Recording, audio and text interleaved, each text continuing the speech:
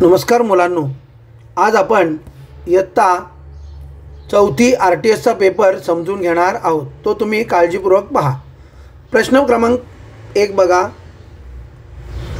वाक्प्रचार व त्याचा अर्थ याची योग्य जोडी ओळखा। कानाडोळा करणे म्हणजे दुर्लक्ष करणे। आता हे बरोबर आहे, कानाडोळा करणे म्हणजे दुर्लक्ष करणे। तरी सुद्धा आपण बाकीच्या बरोबर आहेत की नाही ते बघूया। मग तोंडात बोट घालणे, भूक लागणे, खूप भूक लागणे, चूक। फजिती करणे, कौतुक करणे, हे सुद्धा चूक। बोटे मोडणे, आकडेमोड करणे, चूक। म्हणजेच का आला तर पर्याय क्रमांक 1 ही योग्य जोडी आहे। अशा पद्धतीने आपण अचूक उत्तर लिहायचं आहे। दुसरा बघा, खालीलपैकी चुकीची जोडी कोणती? आता इथं चुकीची विचारली तर बघा, चाचा जवाहरलाल नेहरू बरोबर आहे, चाचा नेहरू। महात्मा मोहनदास करमचंद गांधी, महात्मा गांधी बरोबर आहे। नेताजी सुभाषचंद्र बोस, नेताजी सुभाषचंद्र बोस आपल्याला माहिती आहे। क्रांतिसिंह भगतसिंग तर ही चुकीची आहे। म्हणजेच क्रांतिसिंह कोण आहेत तर नाना पाटील, क्रांतिसिंह नाना पाटील म्हटलं जातं। तर हे आपण लक्ष, म्हणजे उत्तर का आलं पर्याय क्रमांक 4। अशा पद्धतीने आपण काय करणार आहोत, उत्तरं शोधणार आहोत। तिसरा प्रश्न बघा, तर भारतरत्न हा सर्वोच्च नागरी सन्मान खालीलपैकी कोणाला मिळाला नाही? तर नाही हा शब्द आहे म्हणून तो खूप आपण विचारपूर्वक बघितला पाहिजे। मग कोणाला मिळाला नाही? अटल बिहारी वाजपेयींना मिळालेला आहे, नरेंद्र मोदींना नाही मिळाला आहे, सचिन तेंडुलकरला मिळाला आहे, डॉक्टर बाबासाहेब आंबेडकरांना मिळालेला आहे। म्हणजे कोणाला मिळालं नाही तर नरेंद्र मोदी, म्हणून पर्याय क्रमांक 2। पुढे बघा, खालील शब्दांपासून अर्थपूर्ण वाक्य तयार केल्यास एक अनावश्यक शब्द राहतो, तो कोणता? तर इथं एक म्हण आहे, डोळ्यात केर आणि कानात फुंकर। इथं कानात डबल झाला आहे, तर डोळ्यात केर आणि कानात फुंकर म्हणजे इथं चुकीचं का आहे? नाकात। म्हणजे पर्याय काय येणार तर पर्याय क्रमांक 1। तर या ठिकाणी दुसरं डोळ्यात किंवा कानात हे पर्याय असायला पाहिजे, ती माझ्याकडून चूक झाली। ओके, तर डोळ्यात केर आणि कानात फुंकर म्हणून उत्तर का आलं? नाकात नाही आहेत, म्हणून नाकात हा उत्तर चुकीचं आहे। पुढे बघा, विरुद्धार्थी शब्दांची चुकीची जोडी कोणती? चुकीची जोडी बघा, आता इथं विचारलं की हे लक्षपूर्वक बघायचं आहे। चुकीची जोडी, स्वस्त महाग हे बरोबर आहे, उंच बुटका बरोबर आहे, समज बेसमज नाही, तर समज गैरसमज पाहिजे, गैरसमज। तर इथं समज बेसमज हे चुकीचं आहे, म्हणजे आपल्याला चुकीची जोडी विचारली, तो पर्याय क्रमांक 3 येईल। तरी पण पुढचा बघा, राव रंक, तर राव रंक बरोबर आहे। म्हणजे अशा पद्धतीने अचूक उत्तर आपण काय करायचं आहे, निवडायचं आहे। आता या ठिकाणी प्रश्न क्रमांक 6 बघा, रिकाम्या चौकटीत कोणते अक्षर भरल्यास अर्थपूर्ण शब्द तयार होणार नाही? या नाहीकडे कधी पण लक्ष आहे, कोणता भरल्यानंतर अर्थपूर्ण होणार नाही? आता आपण जर बघितला, गार, गार भरला तर बरोबर आहे की नाही, गार गार पाणी पण म्हणतो। वार, आता आपल्याला वार हा सुद्धा बरोबर आहे की नाही। तार हा सुद्धा बरोबर आहे, पण टार, टार हा शब्द होऊ शकत नाही, म्हणून उत्तर काय येईल? पर्याय क्रमांक 4। पुढे बघा, खालील शब्दात जोडशब्द नसलेला शब्द कोणता? तर यासाठी जोडशब्द आपल्याला पाठ पाहिजे। कज्जे कटले बरोबर आहे, न्यायालय नाही, तर 2 समान अर्थाचे शब्द एकत्र येऊन जोडशब्द तयार होतो, तर हा न्यायालय हा नाही आहे। दया माया बरोबर आहे, अमीर उमराव बरोबर, उत्तर काय येणार? पर्याय क्रमांक 2। या अशा पद्धतीने आपण अचूक उत्तराकडे जाऊ शकतो। पुढे बघा, रिकाम्या जागी योग्य पर्याय निवडा। परीक्षा जवळ आल्याने सुनीलने पेपर सोडवायचा टिंबटिंब सुरू केला। आता बघा, आता नीट हे वाक्य व्यवस्थित वाचून त्या ठिकाणी कोणता योग्य पर्याय येईल, कारण सगळे पर्याय जवळपास सारखे असतात, पण एक कोणता पर्याय येईल ते खूप महत्त्वाचं। तर सोडवण्याचा संच सुरू केला तर येणार नाही। धडाका बघा, सोडवण्याचा पेपर परीक्षा जवळ आली मग काय होतं तर सरावाचा आपला धडाका असतो, म्हणून हा बरोबर येईल। सामना सुरू केला तर शक्यच नाही, तयारी सुरू केला तर तयारी सुरू केली असती तर आपण थोडाफार आला असता, म्हणून काय येईल? उत्तर पर्याय क्रमांक 2, सोडवण्याचा धडाका सुरू केला। पुढे बघा, प्रश्न क्रमांक 9, मंदी या शब्दाचा विरुद्धार्थी शब्द कोणता? मंदी तेजी, म्हणजे काय येणार? पर्याय क्रमांक 2.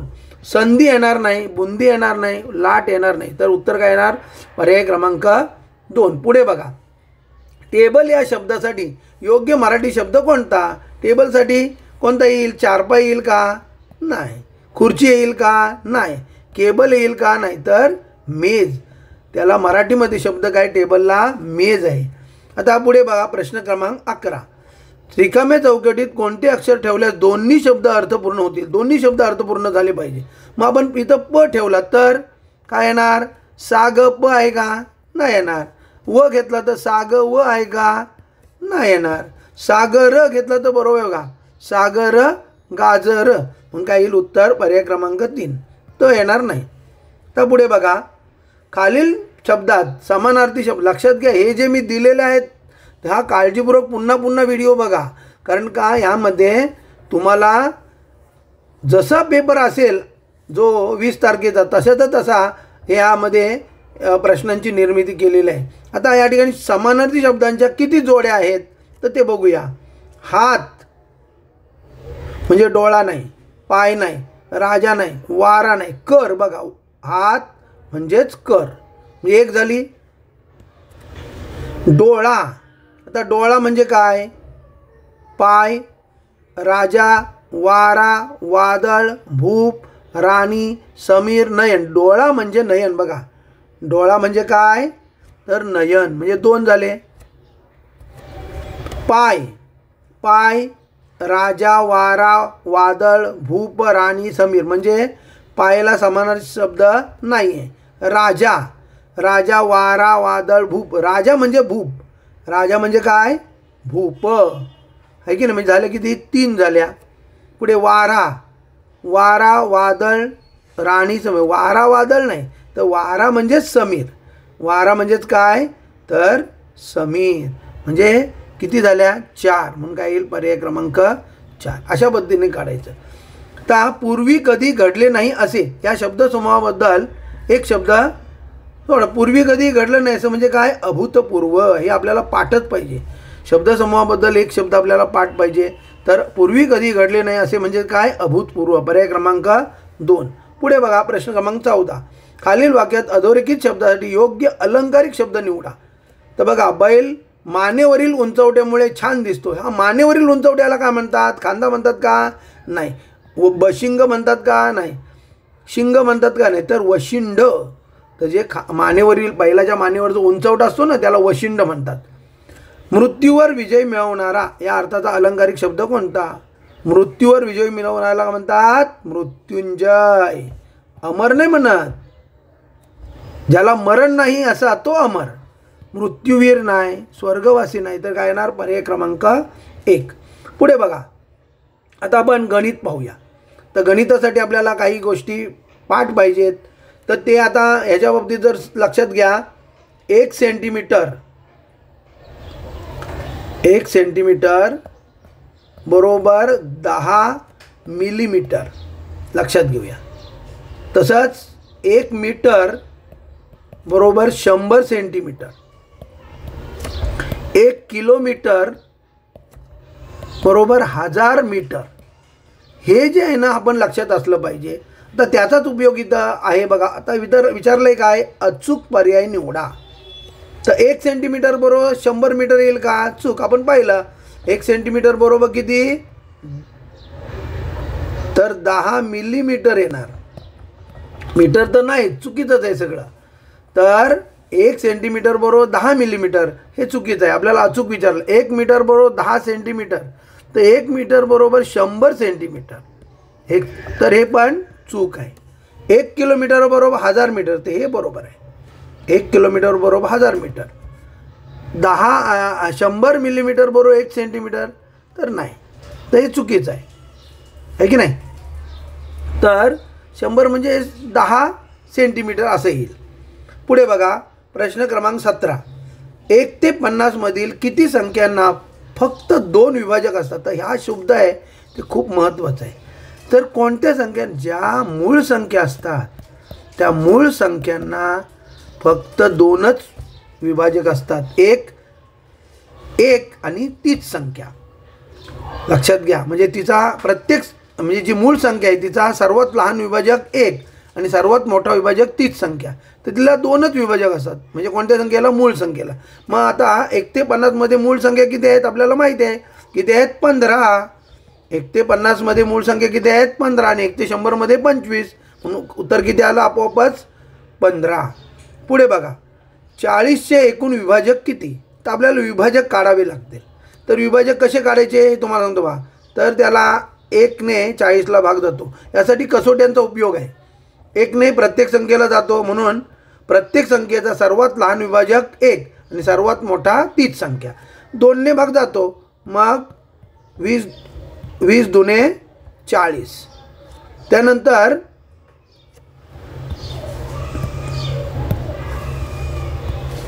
20 दुने 40. त्यानंतर 3 ने जात नाही आहे, मग 4 ने जातो. 4 10 40. 5 ने जातो. 5 8 40. 3 ने जात नाही म्हणून 6 ने जाणार नाही, कारण ज्या संख्येला 2 आणि 3 ने जातो त्याला 6 ने जातो. 7 ने जात नाही, 8 ने जातो. मग किती विभाजक आले? तर 8. म्हणून पर्याय क्रमांक 3. म्हणजे अशा पद्धतीने आपण विभाजक काढायचे आहेत. एकदम सोपं जाईल. पुढे बघा, या संख्येला 3 व 4 ने निशेष भाग जातो, तर स्टारच्या जागी कोणता अंक येईल? आता बघा, 3ची कसोटी काय? तर अंकांच्या बेरजेला जर 3 ने भाग जात असेल तर त्याला 3 ने पूर्ण भाग जातो, म्हणजे अंकांची बेरीज. तर अंकांच्या बेरजेला 3 ने भाग गेला पाहिजे, बरोबर? अंकांच्या बेरजेला ही 3ची कसोटी. पहिला आपण 3चा विचार करूया. तर बघा किती बेरीज होते ही? 4 ने 5 9, 9 ने 2 11. किती झाले बेरीज? 11.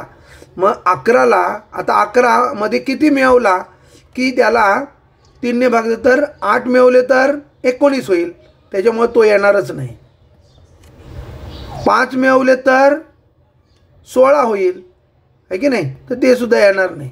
1 मिळवला तर 12 होईल, म्हणजे हा येऊ शकतो, आहे की नाही? 6 मिळवले तर 17, म्हणजे हा शक्यच नाही, म्हणजे आपोआपच एक उत्तर आलं.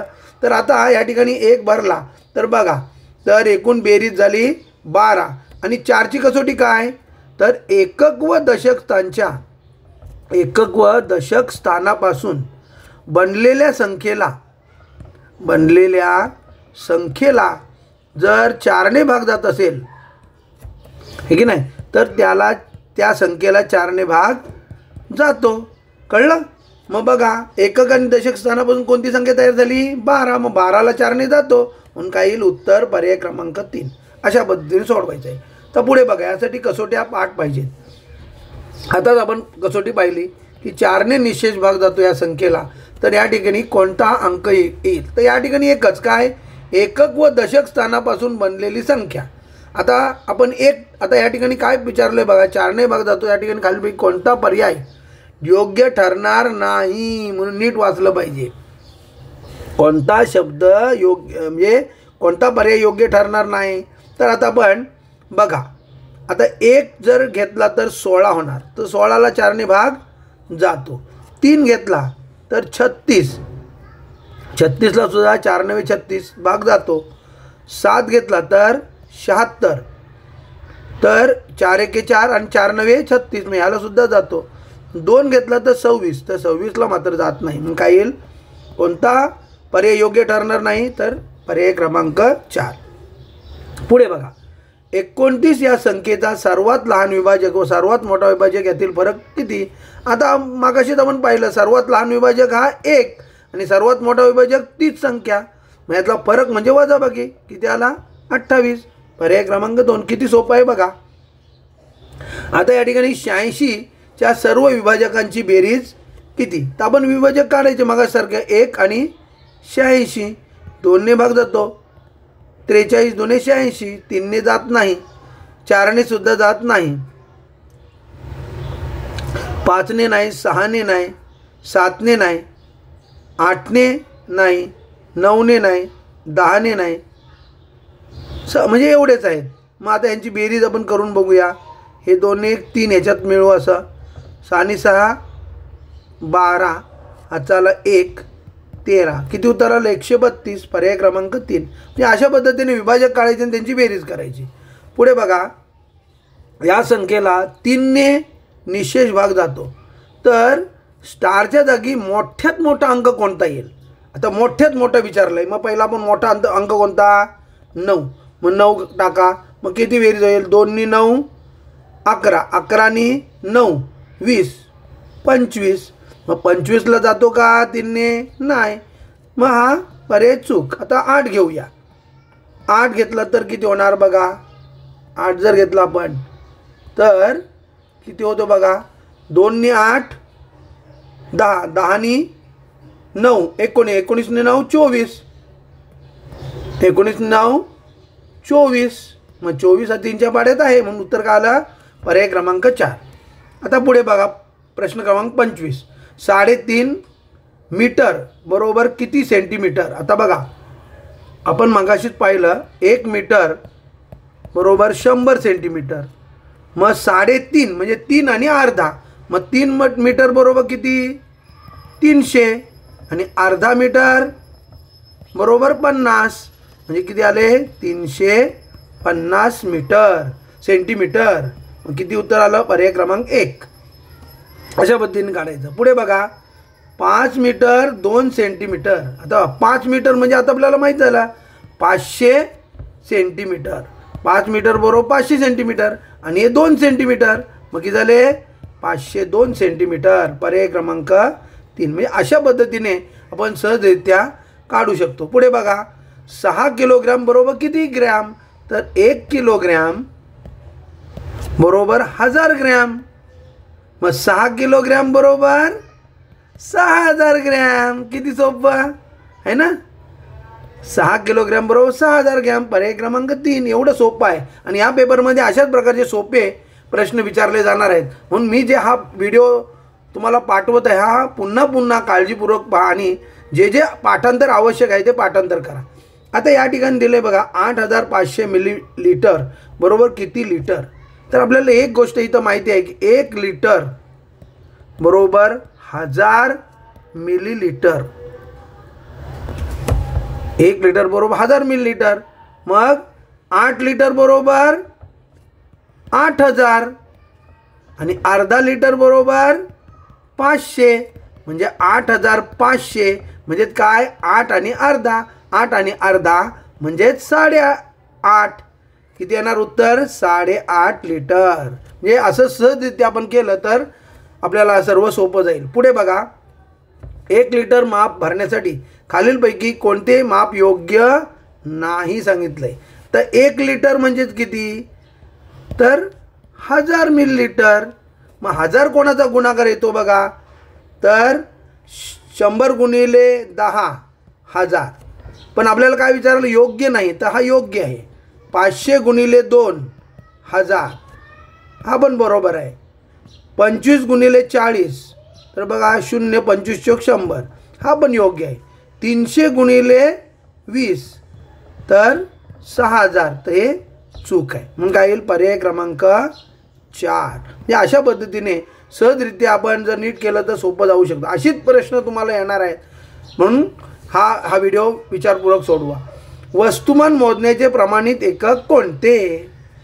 तर वस्तुमान मोजण्याचे प्रमाणित एकक वस्तुमान या ठिकाणी. तर वस्तुमान मोजण्याचे प्रमाणित एकक ग्रॅम. लक्षात घ्या. धारकता मोजण्याचे प्रमाणित एकक हे आहे काय? तर लिटर. त्यानंतर वस्तुमान मोजण्याचे प्रमाणित एकक ग्रॅम. तर लांबी मोजण्याचे प्रमाणित एकक मीटर. हे एवढं सोपं आहे. तर ह्या गोष्टी आपण लक्षात ठेवूया, है की नाही? पुढे बघा प्रकाशने एका दुकानातून 1.25 किलोग्रॅम बर्फी, 1/2 किलोग्रॅम चिवडा आणि अर्धा किलोग्रॅम शेव आणि 1/2 किलोग्रॅम जिलबी घेतली. त्याने एकूण किती वजनाचं? एकूण म्हणजे बेरीज. मग आपल्याला बेरीज करायला लागेल. 1.25 किलोग्रॅम म्हणजे किती? तर 250 ग्रॅम. 250. 1/2 किलोग्रॅम म्हणजे किती? तर 750. अर्धा किलोग्रॅम म्हणजे किती? तर 500. तर इथं सॉरी हां, इथं 1.25 आहे. हे माझं जर चुकलं. हां 1.25 किलोग्रॅम. 1.25 म्हणजे 1 आणि पाव. इथं 1.25 आहे बघा. 1 आणि पाव म्हणजे 1 किलोग्रॅम आणि 1/2 किलोग्रॅम. तर पाव किलोग्रॅम जिलबी, म्हणजे पाव म्हणजे 250. तर आता यांची सगळ्यांची बेरीज करायला गेली. 0, 1505 हाताला 1, 10, 1707 हाताला 1, म्हणजेच 2 किलोग्रॅम आणि 750 ग्रॅम. हे 2 किलोग्रॅम 750 ग्रॅम म्हणजेच पाऊण. मग 2 आणि पाऊण किती? 2.25. 2 आणि पाऊण म्हणजे किती? 2.25. पर्याय क्रमांक 3. 2.25 किलोग्रॅमाचं वजनाचं त्यांनी सामान घेतलं. पुढे बघा 42 प्रश्न.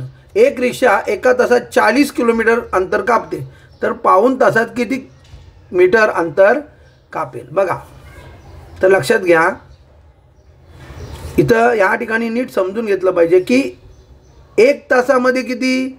40. 1 तासात 40 किमी. मग अर्ध्या तासात किती? तर 20 किमी. मग पाव तासात किती? 10 किलोमीटर. म्हणजेच पाऊण तासात किती? 30 किलोमीटर. तर पाऊण तासामध्ये 30 किलोमीटर अंतर कापेल. पण इथं विचारलं आपल्याला जरा थोडंसं वेगळं, मीटर. तर 1 किलोमीटर बरोबर 1000 मीटर. मग 30 किलोमीटर बरोबर 30,000 मीटर. म्हणून उत्तर येणार इथं पर्याय क्रमांक 3. नाही तर इथं 30 मीटर हा फसवा दिलेला आहे प्रश्न. म्हणून उत्तर हे नीट मी जसं केलं आहे की त्याप्रमाणे पण केलं पाहिजे, मग आपल्याला नक्की मार्क मिळतील. तर पुढे बघा, थोडंसं अवघड आहे, पण एवढं पण अवघड नाही. फक्त लक्षात ठेवायचं आहे की 4 किलोग्रॅम नंतर 8 ग्रॅम, 15 डेकाग्रॅम आणि बरोबर किती ग्रॅम. तर किती ग्रॅम विचारलं आहे. तर त्यासाठी एक माझं मी गाणं म्हणतो नेहमी, ते तुम्ही लक्षात घ्या. Milli centi deci metre deca hecto kilometre kilometre सर्वांपेक्षा मोठे सर्वांपेक्षा मोठे. Milli centi deci litre deca hecto kilo litre सर्वांपेक्षा मोठे सर्वांपेक्षा मोठे. Milli centi deci gram deca hecto kilogram सर्वांपेक्षा मोठे सर्वांपेक्षा मोठे. हे पाठ केलं तर तुम्हाला हे सोपं जाईल. आता बघा, ग्रॅममध्ये रूपांतर करायचं आहे. तर 4 किलोग्रॅम म्हणजे 4000 ग्रॅम. तर 8 ग्रॅम हे 8च ग्रॅम आहेत, काय प्रश्न नाही. तर 15 डेकाग्रॅम. बघा लक्षात घ्या, आता ह्याचे ग्रॅममध्ये रूपांतर करायचं आहे. वरून खाली आलो की 0 वाढवायचा आणि खालून वर गेलो की 0 कमी करायचा. आता काय येईल? तर म्हणजे खालून वर गेलो की बघा, आता आपल्याला काय करायचं? ग्रॅम. मग इथून खालून वर जातोय, खालून वर गेलो की 0 आपला वाढेल. मग बघा, डेका नंतर काय येतो? तर ग्रॅम आहे की नाही. डेका हा आहे बघा, डेका नंतर ग्रॅम, लगेच वर गेलो म्हणजे 1 0 वाढला. म्हणजे 15 ग्रॅमचे किती होणार? 150 ग्रॅम. लक्षात घ्या, वरून खाली यायचं असेल तर 0 कमी होतो आणि खालून वर जायचं असेल तर 0 वाढतो. कारण का? वरून खाली ही त्याची किंमत ही वाढत जाते, म्हणून 0 कमी होतो. तर यांची किंमत खालून वर ही किंमत कमी होते, म्हणून त्याच्यावर 0 वाढतो. आता हे 3 बस करा बेरीज, एवढं सोपं आहे. 4158 पर्याय क्रमांक 3. एवढं सोपं आहे आणि अशा पद्धतीने तुम्ही करा. पुढे बघा, 20,000 मिलीमीटर लांबीची तार 4 ठिकाणी कापून तिचे समान लांबीचे तुकडे केले तर प्रत्येक तुकड्याची लांबी किती? आता लक्षात घ्या, 4 ठिकाणी कापले म्हणजे त्याचे 5 तुकडे झाले. 4 ठिकाणी कापले म्हणजे त्याचे 5 तुकडे झाले. म्हणजे 20,000ला आपण काय करायचं? 5,000ने 5ने भागायचं. मग 5 चोक 20 म्हणजे किती? तर एका तुकड्याची लांबी 4000 मिलीमीटर. हे लक्षात घ्या. इथं प्रश्न काय ते नीट समजून घेऊया. तर 20,000 मिलीमीटर लांबीची तार 4 ठिकाणी कापली तर त्याचे तुकडे होतील 5. म्हणून प्रत्येक तुकड्याची लांबी काय 5ने भागलं तर 4000 आले. 4000 मिलीमीटर आहे का उत्तर इथं? नाही आहे. मग लगेच हे करायचं नाही. तर 1000 मिलीमीटर बरोबर 1 मीटर, हे लक्षात घ्या. 1000 मिलीमीटर बरोबर 1 मीटर. मग 4000 मिलीमीटर बरोबर 4 मीटर. काय येणार? 4 मीटर. ओके.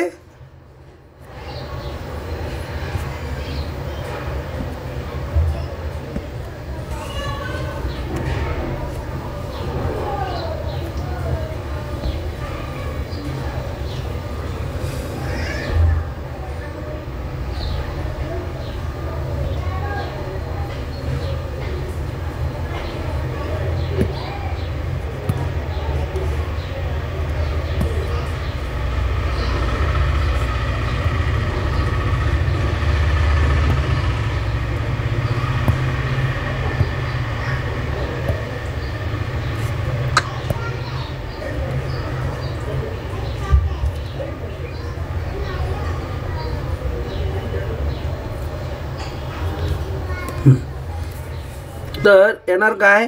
तर 4 मीटर. उत्तर काय येणार? पर्याय क्रमांक 1. पुढे बघा. 15 किलोग्रॅम साखर प्रत्येकी 200 ग्रॅम 70 जणांना वाटली तर किती साखर उरेल? तर बघा 200 ग्रॅम प्रत्येकी किती? 70 जणांचं. बघा एकाला किती? 200 ग्रॅम. तर 70 जणांना किती? तर गुणाकार 3 0 7 2 14 म्हणजे किती? 14000 ग्रॅम म्हणजे 14 किलोग्रॅम. मग उरली किती? उरली किती? 1 किलोग्रॅम. किती उरली? 1 किलोग्रॅम. मग 1 किलोग्रॅम म्हणजेच 1000 ग्रॅम म्हणजे पर्याय क्रमांक 2. अशा पद्धतीने काढायचं आहे. पुढे बघा. एका किरकोळ भाजी विक्रेत्याने घाऊक बाजारातून 40 किलोग्रॅम 400 ग्रॅम भाजी खरेदी केली.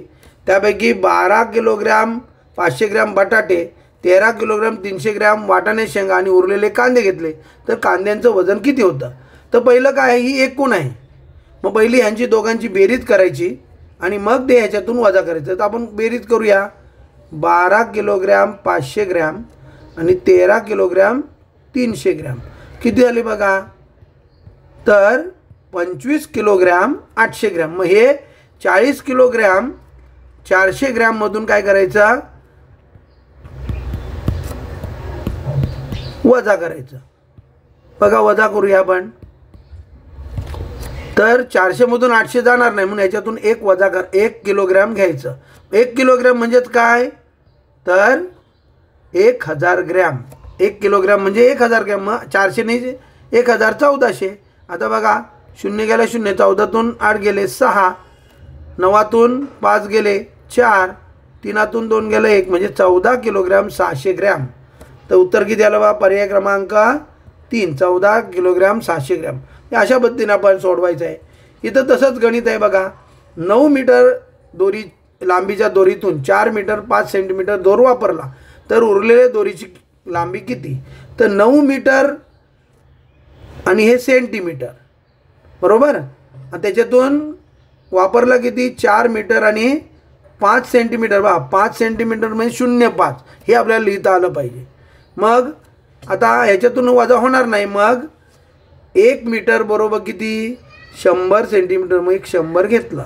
मग 100मधून 5 गेले तर राहणार 95 आणि 8मधून 4 गेले 4. 4 मीटर 95 सेंटीमीटर किती आला? पर्याय क्रमांक 1. म्हणजे अशा पद्धतीने सहजरित्या आपण सोडवू शकतो. आता आपण आले परिमितीकडे. आता हा दिले आपल्या चौरस. तर चौरसाची परिमिती बरोबर काय? तर 4 गुणिले बाजू. हे लक्षात घ्या. आयताची परिमिती बरोबर काय? 2 कंसात म्हणजे 2 गुणिले लांबी अधिक रुंदी म्हणजे लांबी आणि रुंदी यांच्या बेरजेची दुप्पट आहे की नाही. हे दोनच सूत्र आपल्याला. आणि बाकीची आकृतीची परिमिती म्हणजे सर्व बाजूंची बेरीज, बाहेरच्या सर्व बाजूंची बेरीज. आता आपल्याला विचारलं आहे ही आकृती चौरस. चौरसाची परिमिती काय? 4 गुणिले बाजू. मग 4 गुणिले बाजूची लांबी किती आहे? 6. मग किती आली बघा? 24. किती सोपं आहे. पर्याय क्रमांक 2. एवढं सोपं आहे. आता पुढील आकृतीतील प्रत्येक चौरसाची बाजू 1 सेमी आहे. तर आकृती क्षेत्रफळ किती. तर ही 1 आहे बाजू, म्हणजेच ह्याचं क्षेत्रफळ किती आला, लांबी गुणिले रुंदी 1. मग 1 आहे. तर असे किती आहेत, 1 2 3 4 5 6 7 8 9 10 11 12 13 14 15 16 17 18. किती आहेत, 18. मग असं तुम्हाला मोजता येईल की नाही. म्हणजे जे आकृतीचे क्षेत्रफळ किती आहे, 18 चौरस सेमी. पुढे बघा, टेबलाची लांबी मोजण्यासाठी तुम्ही खालीलपैकी कोणते मापन वापराल. लक्षात घ्या, तर ज्याची लांबी आपल्याला मोजायची असते त्याच्या खालोखालचं माप आपण वापरायचं. म्हणजे समजा जर मोठा खांब आहे, जर खांबाची हा किलोमीटरमध्ये येईल का, नाही, तर किलोमीटरपेक्षा लहान, मग काय येणार, मीटर. मग मीटरमध्ये आपण मोजायची. आता समजा रस्त्याची लांबी, रस्ता खूप लांब असतो म्हणून तो किलोमीटरमध्ये, रस्ता कशामध्ये, किलोमीटरमध्ये. आता टेबल जर बघितला तर तो कसा आहे, म्हणजे लांबीला थोडा मोठा आहे, त्याच्यासाठी किलोमीटर येऊ शकत नाही. मग सेंटीमीटर पण येणार, कारण सेंटीमीटर खूप छान आहे. आता समजा आपल्याला पेनाची लांबी किंवा पेन्सिलची लांबी घ्यायची असेल तर ती मीटरमध्ये येणार नाही, कारण मीटर त्याच्यापेक्षा मोठा आला. मग त्याच्यापेक्षा खाल कोणता आहे, सेंटीमीटर. म्हणून आपण पट्टी किंवा पेनाची लांबी काय कशाने मोजणार, सेंटीमीटरमध्ये. म्हणून आणि आपल्याला विचारलं टेबलाची, तर टेबलाची कशात येणार, मीटरमध्ये. अशा पद्धतीने करायचं. पुढे बघा, एका चौरसाकार मैदानाची प्रत्येक बाजू 20 मीटर आहे. राम दररोज मैदानाभोवती 18 फेऱ्या मारतो, तर दररोज तो किती अंतर चालतो. तर एक लक्षात घ्या, तर 1 फेरा बरोबर 1 परिमिती, हे आपण लक्षात ठेवायचं. 1 फेरा बरोबर 1 परिमिती. मग चौरसाकार बाजूची हा चौरस आकार आहे, मग त्याची परिमिती बरोबर काय येईल, तर 4 गुणिले बाजू, म्हणजे एक परिमिती किती येईल, 80. बघा, चौरसाकार मैदानाची परिमिती घेणार 4 गुणिले बाजू, म्हणजे 20 चौक 80 आहे की नाही. तर 80 मीटर आली. आता त्याने किती फेरे मारल्यात, 18. 18 परिमिती म्हणजे 18 गुणिले 80, 18 आठे 144, म्हणजेच 1440 मीटर काय येणार, तो दररोज अंतर चालतो. आलं त्यानं, तेवढं सोपं आहे. काही अवघड नाही, फक्त शांतपणे आपल्याला काही गोष्टी माहिती पाहिजे. आता या ठिकाणी 1 लिटर पेट्रोलची किंमत 80 रुपये आहे, तर 1.5 लिटर पेट्रोलची किंमत किती. आता 1ची 80, मग 1.5 म्हणजे काय, 1 आणि अर्धा, मग 1ची 80, अर्ध्याची किती येणार, 40. संपला विषय. किती येणार, 120. एवढं सोपं आहे. पुढे बघा, आता या ठिकाणी कागद मापन आहे. तर कागद मापामध्ये आपण एक लक्षात घ्या, 1 डझन बरोबर 12 कागद, 1 दस्ता बरोबर 2 डझन म्हणजे 24 कागद. लक्षात घे. त्यानंतर येतो 1 ग्रोस, हे खूप महत्त्वाचं आहे, लक्षात घ्या. 1 ग्रोस बरोबर 144 कागद, म्हणजेच 12 डझन म्हणजेच 6 दस्ते. कळलं, 6 दस्ते हे लक्षात ठेवायचं. आणि 1 रिम बरोबर 40 डझन म्हणजेच 20 दस्ते, म्हणजेच 480 कागद. तर हे जरी लक्षात, एवढं मी दिलं ते लक्षात आलं का, संपला प्रश्न. आता 1 डझन बरोबर किती, 12. मग 5 डझन बरोबर किती येईल, 12 5 60. आला पर्याय क्रमांक 2. पुढे बघा, आता 3 ग्रोस अधिक 8 डझन बरोबर किती डझन विचारले. काय विचारलं आहे, डझन, म्हणून बाकीचं बघत बसायचं नाही. मग 1 ग्रोस बरोबर किती, तर 12 डझन. 1 ग्रोस बरोबर 12 डझन. मग 3 ग्रोस बरोबर किती, 12 गुणिले 3 12 36 डझन. आणि हे 8 डझन अधिक 8 डझन म्हणजे किती आलं, 44 डझन. किती सोपं आहे बघा, पर्याय क्रमांक 3. एवढं सोपं आहे. पुढे जाऊया, 4 रिम. आता बघा, 1 रिम बरोबर किती, तर 40 डझन, आपल्याला डझन विचारलं आहे. काय विचारलं आहे? डझन.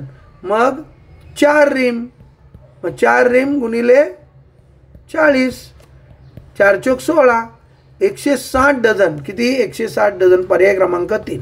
एवढं सोपं आहे. पुढे बघा, राकेशने 54 किलोमीटर 375 मीटर प्रवास स्कूटरने केला, 76 किलोमीटर रेल्वेने आणि 36 किलोमीटर 250 मीटर प्रवास बसने केला. तर एकूण प्रवास किती केला? बस सगळं बेरीज करायची. 54 375, 76 ह्याला मीटर काही नाही म्हणून 0 आणि 36 250. बस करा बेरीज. 5 12 2 6 हातचा नाही आहे, 16 4 नि 6 10 नि 6 16 हातचाला 1 आणि हे 16 म्हणजे किती आलं?